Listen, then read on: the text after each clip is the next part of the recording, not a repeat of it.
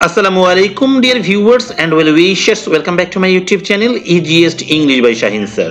প্রিয় শিক্ষার্থী বন্ধু, তোমরা যারা অষ্টম থেকে নবম শ্রেণীতে উত্তীর্ণ হয়েছো বা হবে এবং নবম শ্রেণী থেকে দশম শ্রেণীতে উত্তীর্ণ হয়েছো বা হবে, হ্যাঁ, তোমাদেরকে অবশ্যই 2025 সালের শুরুতে গিয়েই বিজ্ঞান, মানবিক অথবা ব্যবসা শিক্ষা শাখায় যেতে হবে। ওকে, তোমাদের আজকে আমি জানাবো মানবিক বিভাগের প্রতিবন্ধকতাগুলো কি কি, এর ভবিষ্যৎ সম্ভাবনাগুলো কি কি রয়েছে। মানবিক বিভাগকে ফেলে দেওয়া যাবে না, হ্যাঁ, মানে এটা একদমই থুমকো একটা বিভাগ নয়, যেন তেন একটা বিভাগ নয়। ওকে, সেটা আমি তোমাদের আজকে বুঝিয়ে দিব এবং এই মানবিক বিভাগ থেকে তোমাকে কি কি বিষয়ে পড়তে হবে সবগুলো বিষয় নিয়ে আলোচনা হবে আজকের এই ভিডিওতে। ওকে প্রিয় শিক্ষার্থী, তোমরা যারা আমার চ্যানেলে নতুন রয়েছো আমার চ্যানেলটাকে সাবস্ক্রাইব করে ফেলো এবং যারা পুরনো রয়েছো কমেন্ট করে ফেলো তোমরা কারা বিজ্ঞান, মানবিক বা বাণিজ্য শাখায় যেতে চাও, কে কোন শাখায় যাবে কমেন্ট করে ফেলো। ওকে প্রিয় শিক্ষার্থী, শুরুতেই আমি তোমাদেরকে দেখিয়ে দিচ্ছি তোমাদের মানবিক বিভাগে কোন কোন বইগুলো পড়তে হবে। বাংলা প্রথম পত্র এবং বাংলা দ্বিতীয় পত্রটা সবার জন্য পড়তে হবে। ডান। ইংরেজি প্রথম পত্র এবং ইংরেজি দ্বিতীয় পত্র এটাও সবাইকে পড়তে হবে, বিজ্ঞান মানবিক বলে কোনো কথা নয়। গণিত আবশ্যক, এটাও সবাইকে পড়তে হবে। এরপর দেখো ধর্ম, যে যে ধর্মে রয়েছে সেই ধর্মের একটা বই পড়তে হবে, মাস্ট। তথ্য প্রযুক্তি এটা অবশ্যই পড়তে হবে, এটাতে শুধুমাত্র নৈবেদিক পরীক্ষা হয়, লিখিত কোনো পরীক্ষা হয় না। এবং মানবিক থেকে তুমি এখানে কৃষি শিক্ষা নিতে পারবে।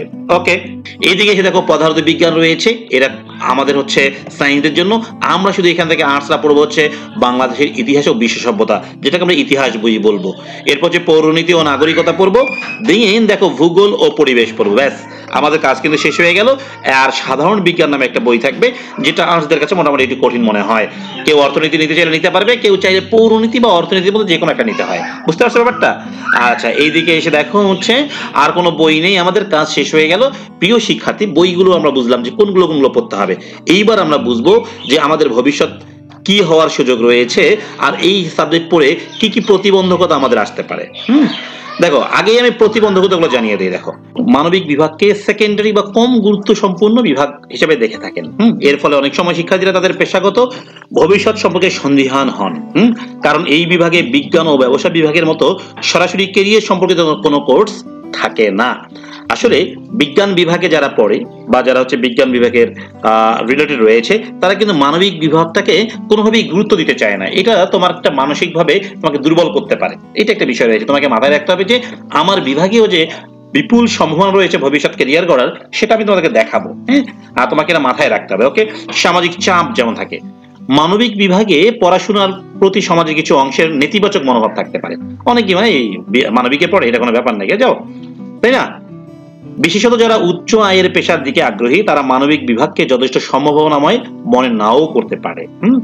নির্দিষ্ট পেশা বা রোজগারের পথ সীমিত মনে হওয়া, কারণ মানবিক বিভাগ থেকে কিন্তু ফিক্সড কোনো রোজগারের পথ বা পেশা ফিক্সড করা থাকে না। হ্যাঁ, এই জন্যই কিন্তু দেখা যায় একটু চাপ থাকে, প্রযুক্তির বিকাশের অভাব থাকে এখানে। হ্যাঁ, তারপরে দেখো কি আছে বলতে, কি ভবিষ্যৎ সম্ভাবনাগুলো কি, আমি এবার সেগুলো বলবো। দেখো, তুমি শিক্ষকতা ও গবেষণা কাজে তুমি এগিয়ে আসতে পারো। যেমন কি কি বিষয়ে তুমি শিক্ষকতা করতে পারবে, গবেষণা করতে পারবে, যেমন ইতিহাস, সাহিত্য, রাষ্ট্রবিজ্ঞান, দর্শন, ভাষা বিজ্ঞান, মনোবিজ্ঞান, ইংরেজি, এগুলো তো রয়েছে, তাই না?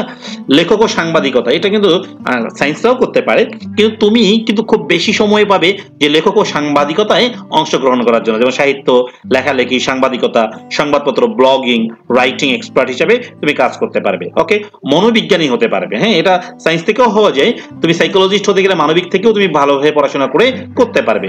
সরকারি চাকরিতে তোমার কিন্তু অনেক অনেক সুবিধা রয়েছে। মনে রাখবে, যারা বিজ্ঞান বিভাগে পড়ে তারা তাদের সাবজেক্টিভ পড়ালেখা করতেই দিনকাল শেষ করে ফেলে। আর মানবিক বিভাগ থেকে সরকারি চাকরির জন্য যথেষ্ট প্রস্তুতি নেওয়া যায়। আবার মানবিক বিভাগ থেকে বিশ্ববিদ্যালয়গুলোতে ভর্তি খুব ইজি হয়ে যায়। ওকে, ইত্যাদি বিষয় বিবেচনা করলে দেখা যায় যে মানবিক বিভাগ কিন্তু অনেকটা এগিয়ে থাকে বিশ্ববিদ্যালয়ের চান্সের ক্ষেত্রে।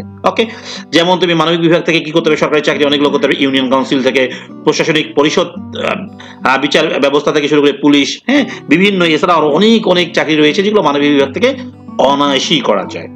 সামাজিক কাজ ও সমাজসেবা তুমি করতে পারবে, এনজিও কর্মী হতে পারবে। হ্যাঁ, তারপর আন্তর্জাতিক সংস্থা যেগুলো রয়েছে ইউনিসেফ, ওয়ার্ল্ড ব্যাংক ইত্যাদি কাজ করতে পারবে। তুমি ভাষাবিদ হতে পারবে। হ্যাঁ, তারপর আইন, তুমি মানবিক হয়েও আইন পড়তে পারবে। মানবিক বিভাগ থেকে শিক্ষার্থীরা আইন বিষয়ে পড়াশোনা করে একজন আইনজীবী বা বিচারক হতে পারে, এটা মাথায় রাখতে হবে। হ্যাঁ, একটা বড় অপশন কিন্তু তোমার জন্য এখানে রয়েছে বিচারক হওয়া। মানবাধিকার কর্মী বা দাতব্য প্রতিষ্ঠানে তুমি অংশগ্রহণ করতে পারবে, যেমন বিভিন্ন এনজিও যেগুলো রয়েছে সেগুলোতে। বিশ্ববিদ্যালয়ে শিক্ষকতা করতে পারবে, সায়েন্স থেকেও পারা যায়, তবে তোমার জন্য পথটা খুব ইজি থাকে। ফিল্ম ও মিডিয়া, হ্যাঁ, মানবিক বিভাগের শিক্ষার্থীরা সিনেমা, টেলিভিশন, থিয়েটার বা মিউজিক ইন্ডাস্ট্রিতে কাজ করতে পারে। যদি বিশ্ববিদ্যালয়ে ভর্তির ব্যাপারগুলো ভাবো, হ্যাঁ, বিশ্ববিদ্যালয়ে কিন্তু প্রচুর পরিমাণে সাবজেক্ট থাকে মানবিক বিভাগ থেকে। ওকে, সো এখানে একটা শুধু আমি খারাপ দিক দেখে থাকি, যেটা হচ্ছে মানবিক বিভাগ থেকে তুমি বিজ্ঞান বিভাগে আর মাইগ্রেট করতে পারবে না। তবে বাণিজ্য বিভাগে কিন্তু তুমি চাইলে অনায়াসে ইন্টারমিডিয়েটে গিয়ে মাইগ্রেট করে নিতে পারবে। প্রিয় শিক্ষার্থী, আশা করছি তোমরা সবাই বুঝতে পেরেছো তোমাদের ভবিষ্যৎ পরিকল্পনা কি কি হতে পারে বা ভবিষ্যৎ কি কি নিয়ে গঠিত হতে পারে, তোমাদের পঠিত বিষয়গুলো কি কি ইত্যাদি বিষয়ে। আজকের মতো এখানেই বিদায় নিচ্ছি, সবাই ভালো থাকবে, আল্লাহ হাফেজ।